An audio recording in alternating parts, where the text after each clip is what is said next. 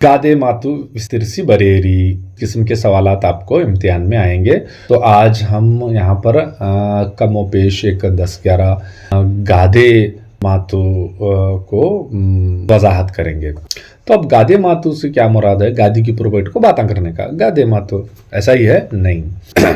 गादे मातु कहावतें हैं, प्रोवर्ब, जो हमारे बड़े बुजुर्ग और दाना लोगों की अपनी ज़िंदगी के तजुर्बात को मुख्तसर तौर पर और रिदिम के टाइप में जो बातें कही गई उनको गादे मातु कहते हैं। चलिए शुरू करते हैं। हमारा पहला गादे या बेड मातु, हासिगे इद्दस्टु कालू चाचू। यहाँ हासिगे से मुराद यहाँ पर बिस्तर है और कालू चाचू से मुराद बिस्तना, हमारा जो बिस्तर है इसी के मुताबिक हम अपने पैर को फैलाएं। तो हमें सबसे पहले पीटिके लिखना है। इसमें पीटिके के लिए 1 मार्क्स, फिर उसके बाद में वजात के लिए 2 मार्क्स। तो पीटिके, ವೇದ ಸುಳ್ಳಾದರೂ ಗಾದೆ ಸುಳ್ಳಾಗದು ಎನ್ನುವಂತೆ ಗಾದೆ ಮಾತುಗಳು ಸರ್ವಕಾಲಿಕ ಸತ್ಯವನ್ನು ತಿಳಿಸುವ ಮಾತುಗಳಾಗಿವೆ। ये फर्स्ट वेद सुಳ್ಳಾದರೂ यानी वो 4 वेद है ना हमारे, वो झूठे हो सकते हैं, लेकिन ये जो कहावतें हैं, प्रोवर्ब्स जो हैं, ये झूठ नहीं होते।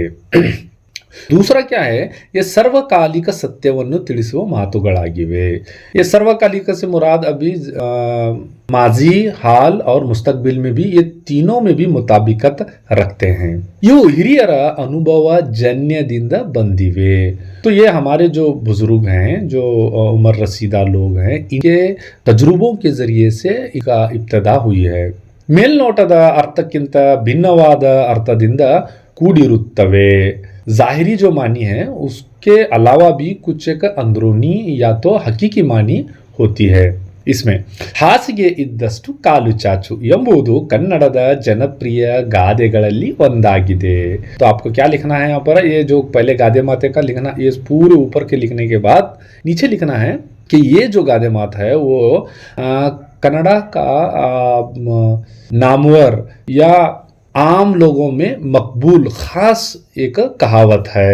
अब है ವಿವರಣೆ, ವಜಾಹತ್ डाल के लिखना है।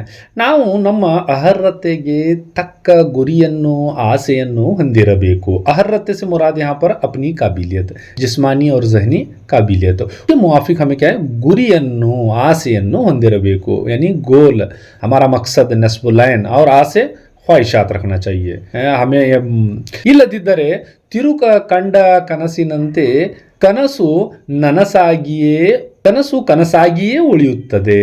तो यहाँ से तिरुक कंड कनसिनंते, तिरुक से मुराद यहाँ पर ये कनाडा की एक मशहूर स्टोरी है। यहाँ पर तिरुक कंड कनसु, वो ख्वाब में और मुफलिस होता है, गदागर होता है, भीख मांगने वाला होता है, लेकिन वो ख्वाब में बहुत सारे महलात, ये सारी चीज़ें देखते रहता है। लेकिन ये कनसु कनसागी रुत्तदे, यानी क्या है?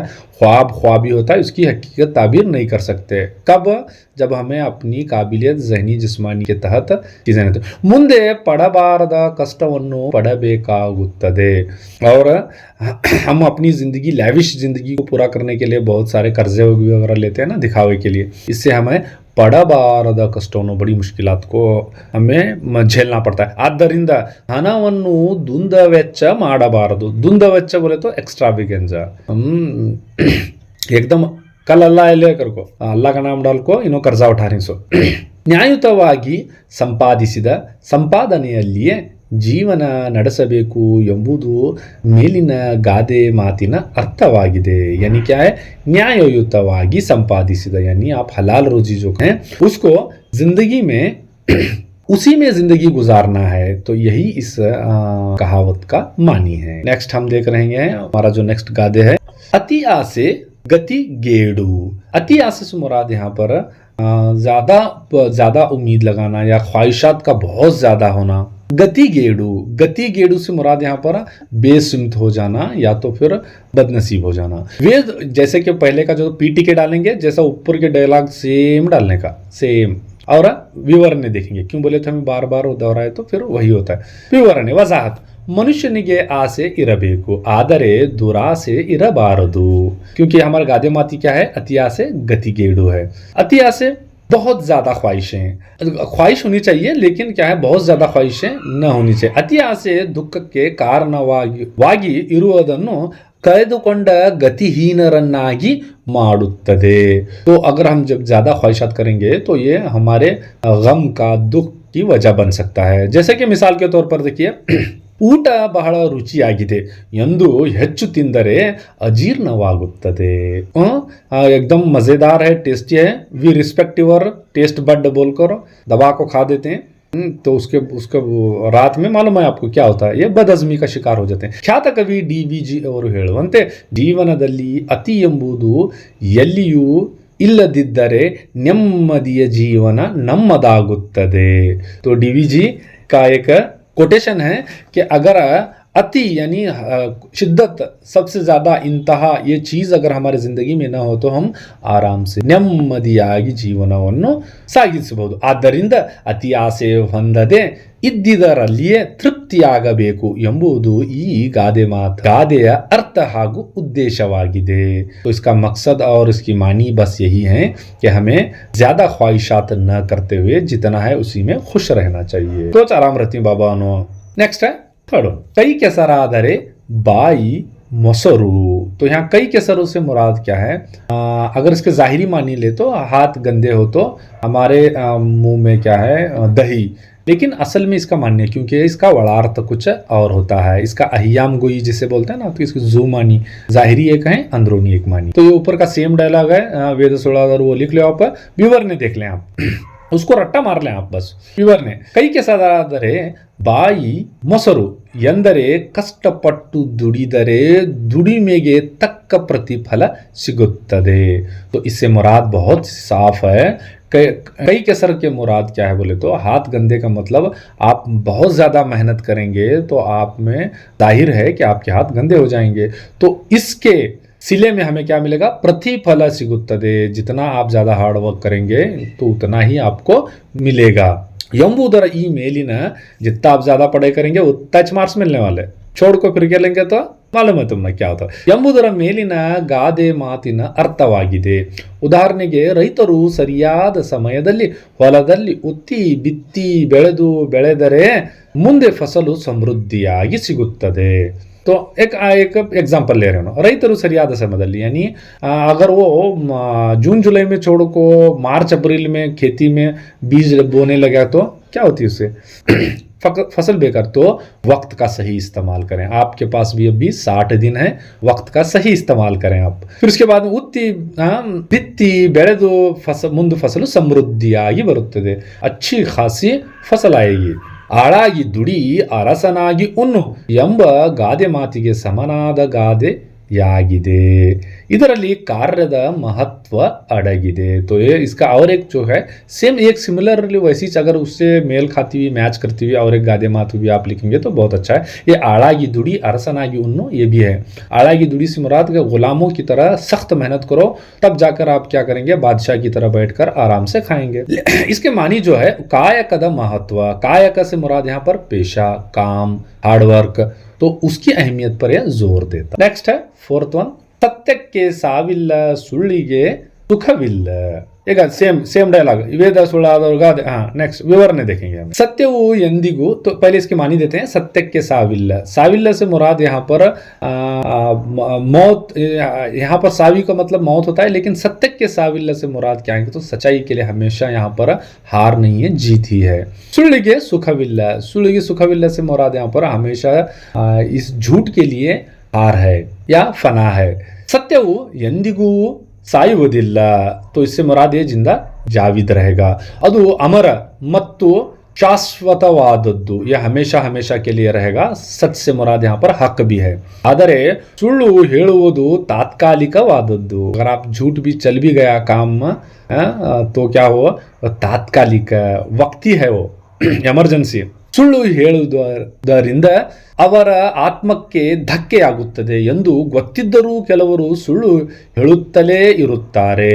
आत्मा के धक्के, यानी हमारी रूह को, हमारी जमीर को इससे क्या है, नुकसान है, फिर भी लोग झूठ बोलते रहते हैं। ಇಂತಹ ಸುಳ್ಳುಗಾರರನ್ನು ಯಾರೂ ನಂಬುವುದಿಲ್ಲ, एक नहीं करेंगे उन पर।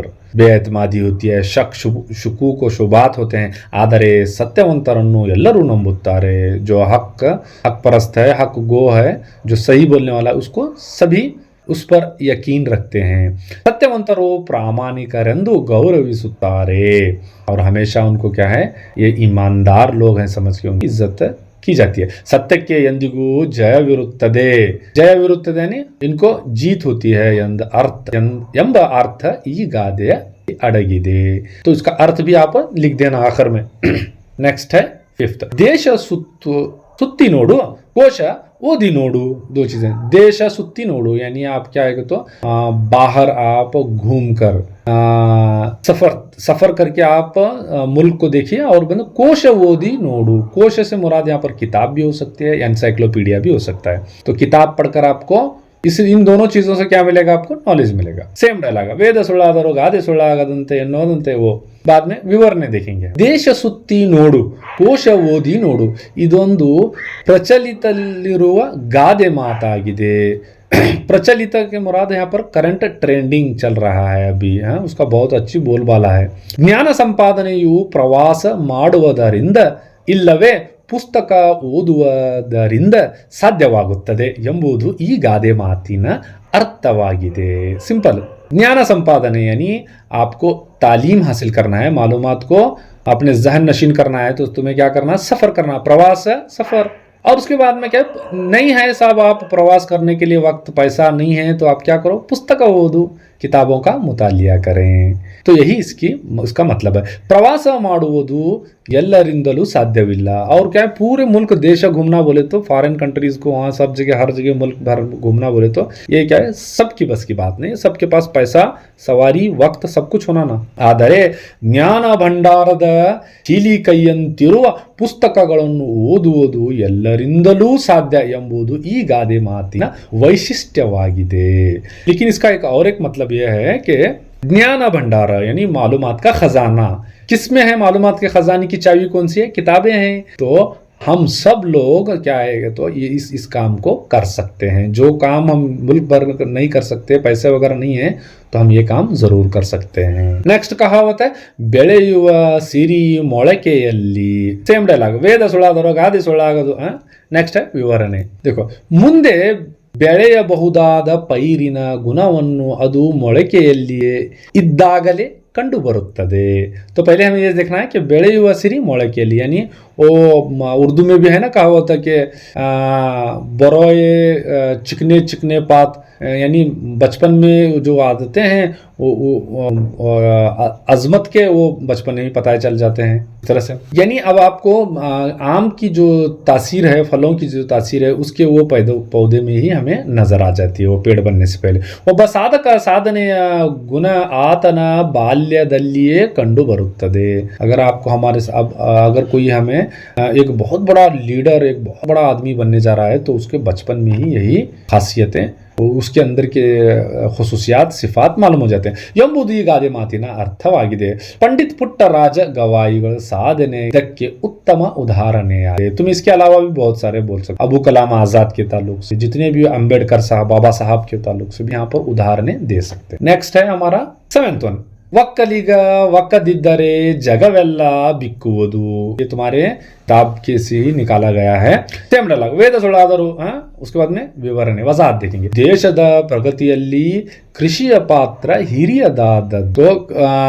प्रगतिಯಲ್ಲಿ से मुराद यहाँ पर तरक्की में किसका पात्र, कृषिಯ पात्र, काश्तकारी का, ज़राअत का ಹಿರಿಯದಾದದ್ದು हिस्सा यानी बहुत बड़ा हिस्सा है.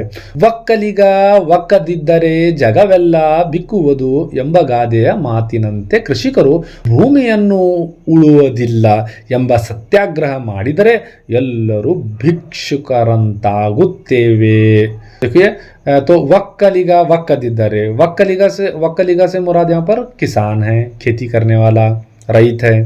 अगर उसने खेती नहीं की तो जगवेल्ला बिक्कूद, बिक्कू से मुराद क्या है, मांगना, भीख मांगना. तो अगर ये खेती बाड़ी नहीं करेगा तो ये पूरे इनो पैंट शर्ट वाले, कोटा वाले, पेटा वाले, इनो सब के सब भीख मांगने पर आ जाएंगे. ವಿಜ್ಞಾನ ತಂತ್ರಜ್ಞಾನ ಎಷ್ಟೇ ಮುಂದುವರೆದರೂ ಆಹಾರವಿಲ್ಲದೆ ಬದುಕುವುದು ಅಸಾಧ್ಯ. तो हमें अब ये साइंस और टेक्नोलॉजी बहुत ज़्यादा भी एडवांस हो गई है, फिर भी हमें क्या है, गिज़ा को वैसे जापानीज उगा रहे हैं और स्टेयरकेस में उगा रहे हैं, अपने घरों के ऊपरी छत के हिस्से में उगा रहे हैं, अभी हमारे यहाँ पर वो मुमकिन नहीं हुआ है. ಆದ್ದರಿಂದ ಕೃಷಿಕನೇ ಈ ನಾಡಿನ ಬೆನ್ನೆಲುಬು. ಒಟ್ಟಾರೆಯಾಗಿ ಕೃಷಿಯ ಮಹತ್ವ ತಿಳಿಸುವ ಗಾದೆ ಮಾತು ಇದಾಗಿದೆ. तो हमारे यहाँ क्या है, पूरे नाडिन बेन्नेलुबु, बेन्नेलुबु से रीढ़ की हड्डी है. तो हमारे हमारे इस रियासत का और देश का क्या है, बेन्नेलुबु जो है रीढ़ की हड्डी, वो किसान है. किसान कुछ मार मार को अंदर भारी. ಒಟ್ಟಾರೆಯಾಗಿ ಕೃಷಿಯ ಮಹತ್ವ ತಿಳಿಸುವ ಗಾದೆ ಮಾತು ಇದಾಗಿದೆ. तो कुल तौर पर हम देखा जाए तो ये काश्तकारी की अहमियत को बयान करता है. नेक्स्ट है हमारा 8th वन. कुंभारनिगे वरुष ध्वन्यगे निमिष. तो इतना सिंपल आंसर. कुंभारनिगे वरुष. कुंभार से मुराद यहाँ कुंभार मालूम है जी, मटकियां बनाने वाला कुमार. हाँ, तो वरुष है, उसको वरुष से मुराद यहाँ पर लंबा पीरियड यानी वक्त ज्यादा. ध्वन्यगे, ध्वन्य से मुराद यहाँ पर स्टिक, लकड़ी, लाठी. निमिष है, तो फोड़ने के लिए, उसके जो बनाई हुई चीजों को फोड़ने के बस एक चंद लख्त लग जाएगा, आपको चंद सेकंड्स लग जाएंगे. Same dialogue. उसके बाद में विवरण वजात देखें. ಕುಂಬಾರ ಮಣ್ಣನ್ನು ತಂದು ಹದ ಮಾಡಿ ಮಡಿಕೆ ಮಾಡಲು ತುಂಬಾ ಸಮಯ ತೆಗೆದುಕೊಳ್ಳುತ್ತದೆ. यहाँ पर कुमार मिट्टी लाता है, फिर उसको हद माने तैयार करता है, फिर उसके बाद में मडिके ಮಾಡಲು, मटकी बनाने के लिए बहुत ज्यादा वक्त लगता है. ಆದರೆ ಅದನ್ನು ಒಡೆದು ಹಾಕಲು ಧ್ವನ್ಯಗೆ 1 ನಿಮಿಷ ಸಾಕಾಗುತ್ತೆ. लेकिन लाठी के लिए ये बहुत कम अरसे में इसके टुकड़े, एक जरब पर टुकड़े कर देता है. कಟ್ಟುವುದು कठिन, ಕೆಡಿಸುವುದು सुलभ ಎನ್ನುವ ಹಾಗೆ, यानी आप घर की तामीर बहुत मुश्किल है, वक्त लगता है, लेकिन उसको गिराने के लिए बुलडोजर लका लका को गिरा लेना, हजारों के मकान. ಒಳ್ಳೆಯ ಕಾರ್ಯ ಮಾಡಿ ಸಮಾಜದಲ್ಲಿ ಉನ್ನತಿಯನ್ನು ಸಾಧಿಸಲು ತುಂಬಾ ಶ್ರಮಿಸಬೇಕಾಗುತ್ತದೆ ಎಂಬುದು ಈ ಗಾದೆಯ अर्थ ಹಾಗೂ उद्देश्यवाಗಿದೆ. तो देखिए बहुत ही सिंपल में क्या क्या बता रहे हैं. अगर आप समाज में उन्नतिಯನ್ನು ಸಾಧಿಸಲು, कामयाबी, बुलंदी और उसके बाद में आला मकाम हासिल करने के लिए आपको श्रमिसबे को बहुत ज्यादा मेहनत करना. मार्का साउना को तो बहुत ज्यादा मेहनत करने का बाबानो है. नहीं तो फ्री फायर, स्नैप शूटर वो खेल लगे तो मालूम है तुम्हें क्या होता. ಗಾದೆ ಅರ್ಥ ಹಾಗೂ ಉದ್ದೇಶವಾಗಿದೆ. नेक्स्ट है हमारा 9th वन. ಕಟ್ಟುವುದು ಕಠಿಣ, ಕೆಡುವುದು ಸುಲಭ. यानी ऊपर जो आया था ना वही सेम है. तो विवरण देखिए. ಯಾವುದೇ ಕೆಲಸವನ್ನು ಸರಿಯಾಗಿ ಮಾಡಬೇಕಾದರೆ ಕಷ್ಟಪಡಬೇಕು. कोई भी काम हमको सलीके से, डिसिप्लिन से करना हो तो कष्ट है ना, मुश्किल, वक्त लगेगा. ಆದರೆ ಹಾಳು ಮಾಡಲು ಕಷ್ಟಪಡಬೇಕಾಗಿಯೂ ಇಲ್ಲ. उसको बिगाड़ना है तो उसे ज्यादा वक्त की जरूरत नहीं लगती. एक बंदा 4 महीने जमात में जाको सुधरने के वास्ते 4 महीने लगते हैं, भी वापस आए बाद में 10-15 दिन बस उसे. यहाँ सब जने उन्हों चलते हैं. कुंभारनिगे वरुष ध्वन्यगे निमिष, जैसे अभी हमें पढ़े थे, ये भी लिख देना. उसके जैसी चगरमानी की दे रही है तो उसकी भी एक गादे मात आपको बता देना चाहिए. ಮನುಷ್ಯ ತನ್ನ ಗುರಿ ಸಾಧಿಸಲು ಜೀವನವೆಲ್ಲ ಕಷ್ಟಪಡಬೇಕು, ಆದರೆ ಕೆಟ್ಟ ದಾರಿ ಹಿಡಿಯಲು 1 ನಿಮಿಷ ಸಾಕು ಎಂಬುದು ಈ ಗಾದೆಯ अर्थ ಮತ್ತು उद्देश्यवाಗಿದೆ. देखिए, तो अपने मकसद के हुसूल के लिए, अपने गोल को हासिल अचीव करने के लिए उसे पूरी जिंदगी भर उसको मेहनतों में मुसलसल लगना पड़ता है. वही क्या गलत रास्ते के लिए बहुत सिंपल है, आपको मालूम है. तो यही इसका मतलब और मानी. नेक्स्ट है हमारा अब 10th वन. ಗಿಡವಾಗಿ ಬಗದ್ದು ಮರವಾಗಿ ಬಗ್ಗಿತೆ. तो इसका मतलब गिड़ावागी बगद, इसे माने पौधे की हालत में ही अगर ये नहीं झुका यानी ठीक नहीं हुआ तो बहुत बड़ा यानी हमर पेड़ होने के बाद में ये झुक जाएगा क्या, इसका मतलब. तो सेम ವೇದ ಸುಳ್ಳಾದರೂ ಕರ್ಕೋ ನೀಚೆ देखो ವಿವರಣೆ. ಯಾವುದೇ ಗಿಡವನ್ನು ಚಿಕ್ಕದಿದ್ದಾಗಲೇ ಬೇಕಾದ ರೀತಿಯಲ್ಲಿ ಬಗ್ಗಿಸಿಕೊಳ್ಳಬಹುದು. यानी इसका मतलब ये है कि आप देखते हैं ना, चाइनीज एंड जापानीज तरबूजे, फल फूल को डिजाइन में किस तरह कर देते हैं, यानी सांचे में ढाल देते हैं वो. तो जब ये छोटा है तभी पेड़ को, हमें पौधे को जिस तरह चाहे उस तरह से उसे अपनी ओर मोड़ सकते हैं. ಆದರೆ ಮರವಾಗಿ ಬೆಳೆದು ನಿಂತಾಗ ಬಗ್ಗಿಸಲು ಸಾಧ್ಯವಾಗುವುದಿಲ್ಲ. ಮರವಾಗಿ ಬೆಳೆದಾಗ जब वो अच्छा खासा एक पेड़ बन के फैल जाता है तो आप मर्जी के मुताबिक झुका नहीं, मोड़ नहीं सकते. ಬೆಳೆಯುವ ಸಿರಿ ಮೊಳಕೆಯಲ್ಲಿ ಎಂಬುವ ಇನ್ನೊಂದು ಗಾದೆ ಇದೇ ಅರ್ಥವನ್ನು ಹೋಲುತ್ತದೆ. इसी तरह का एक और एक आप लिख देना हो. हाँ, अब जैसा कैसा हो. ಬಾಲ್ಯದಲ್ಲಿ ಕಲಿಯಲು ಆಸಕ್ತಿ ತೋರಿಸದಿದ್ದರೆ ಯೌವನಾವಸ್ಥೆಗೆ ಬಂದಾಗ ಕಲಿಯಲು ಕಷ್ಟಪಡಬೇಕಾಗುತ್ತದೆ. देखो कितना अच्छा मैसेज है इसमें.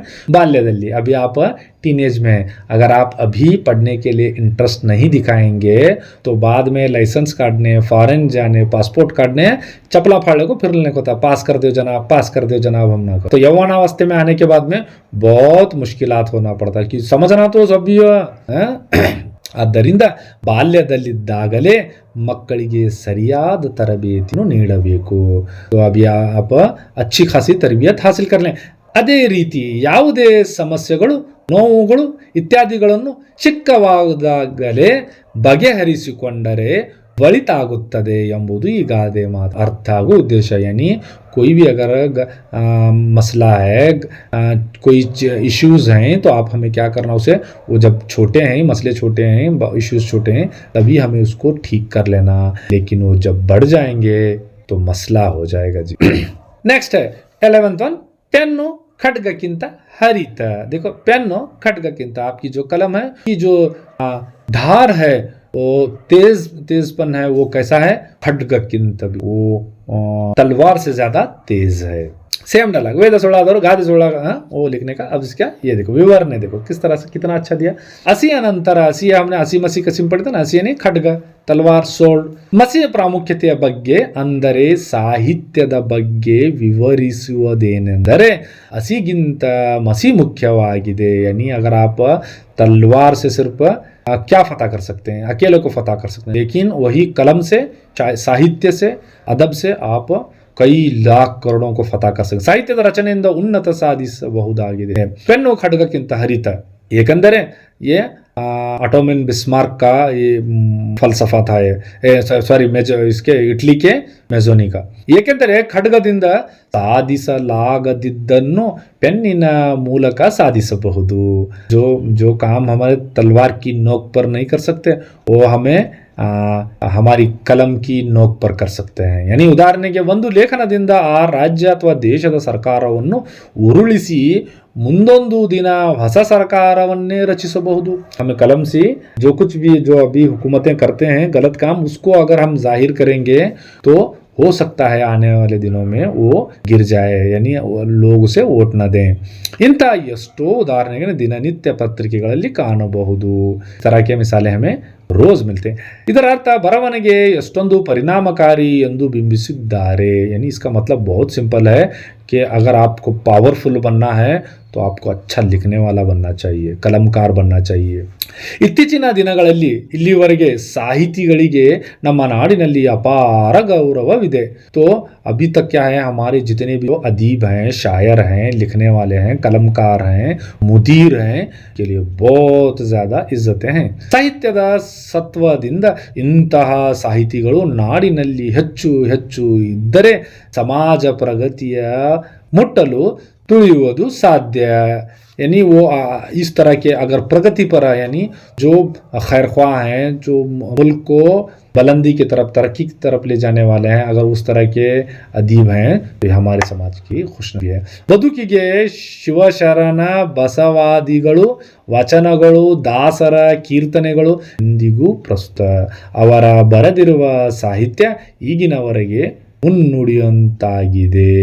तो हमारी इसके लिए मिसालें कौन कौन से हैं, ये जो हमारे वचन साहित्य हैं, शिव शरण हैं, बसवादिगलु और जगत गुरु बसवन्ना और उनके जो साथी हैं, उसके बाद में दास साहित्य जो है, उसके बाद में कीर्तने जो हैं, ये सभी चीज़ें की एक अदना मिसाल है. तो इस तरह से इतने अगर आप कर लेंगे तो इंशाल्लाह बस इसी पर आपका चांसेस 3 मार्क्स के चांसेस हैं. ऊपर का एक तो ये कर ले तो फिक्स 1 मार्क्स तो गारंटी जो ऊपर ವೇದ गादे सुड़ागदु इस तरह का. तो अब नेक्स्ट हमें इंशाल्लाह देखकर और भी एक अहम टॉपिक के ऊपर हम वीडियो बनाएं. तब तक के लिए गुड बाय.